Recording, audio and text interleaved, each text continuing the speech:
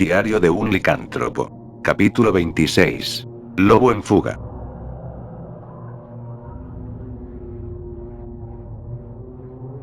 Me encontraba, pues, frente a un enorme sujeto de ojos rojos y rasgos persas.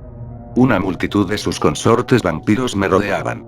Mi compañero de fuga se había ido, tenía una misión: encontrar a su protegida y sacarla de esa casa de fatalidades. Mi aullido cargado de miasma había logrado contener a mis enemigos y había anulado el arma de su líder. Era uno de los príncipes infernales, solo un monstruo como él era capaz de usar la terrible magia del ectoplasma. Acorralado y contra la pared no me quedaba de otra. Debía elegir entre volver a la jaula o pelear hasta morir. No había nada que decidir. Desde ahora y siempre tuve en claro que nunca más sería prisionero de nadie. El tiempo que me queda lo viviré sin arrepentimientos. Mostré mis colmillos, puñales de marfil, y me preparé para arremeter con todo. Los vampiros, guardando sus distancias, abrieron paso al príncipe. Nos miramos intensamente, cada uno tenía el férreo propósito de hacerse con la vida del otro.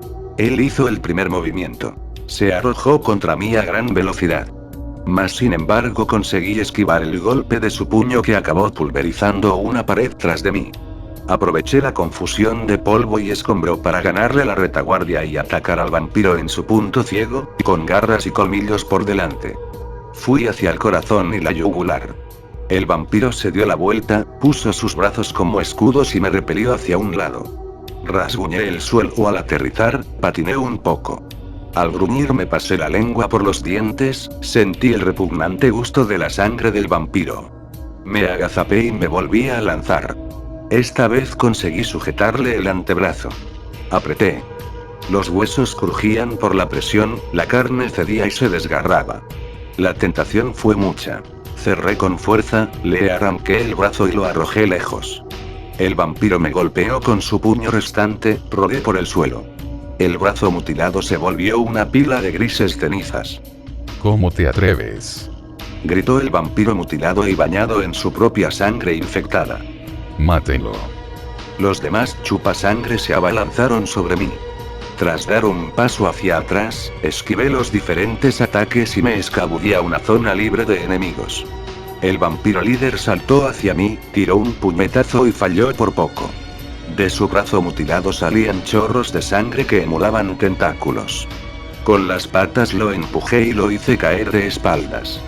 Miré directamente a sus ojos rojos mientras me regodeaba de mi victoria. Apenas noté a tiempo cómo se iba cerrando el cerco. Me agarraron entre dos, pero no fueron rivales para mí, los aparté sin problemas. Los enemigos se acercaban, estaba atrapado. Perdí las esperanzas de escapar cuando vi una ventana al otro lado del corredor. Salí disparado hacia la apertura. Antes de darme cuenta había atravesado el cristal y caía de llena en un bosque sin hojas, de árboles moribundos y espinas por doquier. Escuché tristes lamentos apagados, cansados de nunca recibir respuesta a sus desesperadas peticiones. Debí ignorar esos gemidos que me erizaban la piel. Me lancé a la carrera antes de ser perseguido por los vampiros. Nada más tenía un pensamiento enquistado en la mente: encontrar a Vanessa. Darme cuenta de que estaba equivocado. Que no estaba muerta. Que solo eran ideas oscuras sacadas a relucir en un momento de desesperación.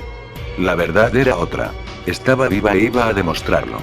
Seguía al galope un rastro difuminado, apenas perceptible para mi nariz de lobo. Me dirigía al lugar de la batalla. Faltaba poco para amanecer cuando llegué al valle chamuscado, bañado de sangre y ceniza. Cadáveres se pudrían dispersos en el suelo, en posiciones indignas ni pudor antes quienes pudieran verlos. Aunque de ellos solo quedaban las osamentas, todavía se distinguían las expresiones de suprema agonía que se estamparon en sus rostros y cuerpos retorcidos antes de recibir la estocada final. Me di un minuto para orar por sus almas, luego seguí. Sin importarme nada, seguí buscando, algo debía haber para demostrar que Vanessa había tenido mejor suerte que la mía y que las demás víctimas de los vampiros. Con el paso de los minutos me llenaba de pesar. Siempre llegaba a la misma conclusión: nada podía haber sobrevivido a la catástrofe, era un verdadero milagro que yo lo hiciera. A pesar de encontrar el lugar donde me enfrenté a Amel y la grieta por donde caí junto a él, no hallé el cadáver de Vanessa. Pero claro, ¿cómo hacerlo cuando había tanta muerte por todos lados? Estaba atrapado en una contradicción.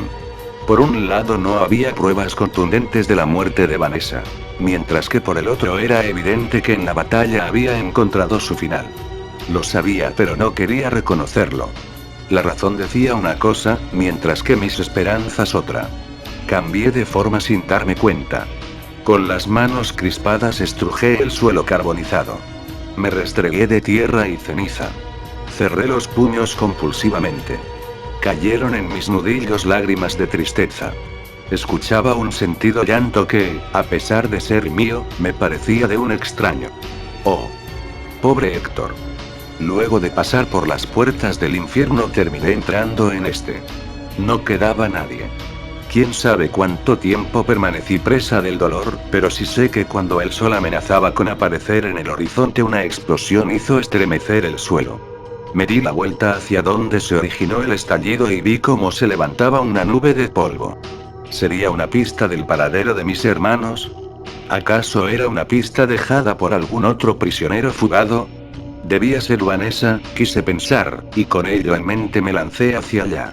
Sin necesidad de mayores reflexiones cambié de forma y me di a la carrera. El corazón se me aceleraba mientras más me acercaba. Crucé medio bosque en menos de 5 minutos. Se asentaban los últimos rastros del polvo cuando llegué. Respiraba con pesadez. Pude olfatear 2 rastros independientes, ambos provenientes de vampiros. El primero se concentraba en el sitio de la explosión para luego regresar al castillo, mientras que el otro subía hasta las ruinas de un pueblo olvidado desde hacía muchos años. Seguí el rastro segundo. Mantenía la cabeza gacha, olisqueando hasta la más mínima particular de olor, con tal de no perderle la pista. Por la espalda me recorrió un escalofrío al pasar junto a las casas derruidas, cubiertas de monte, escombro y aguanieve. De aquellas estructuras emanaba cierta aura triste, características de un lugar donde ocurrió una desgracia. Era de esperarse al estar tan cerca de la morada de esos demonios de ojos rojos. Con cada paso dado sentía como aumentaba un suave, casi imperceptible, susurro opacado por los soplos del viento.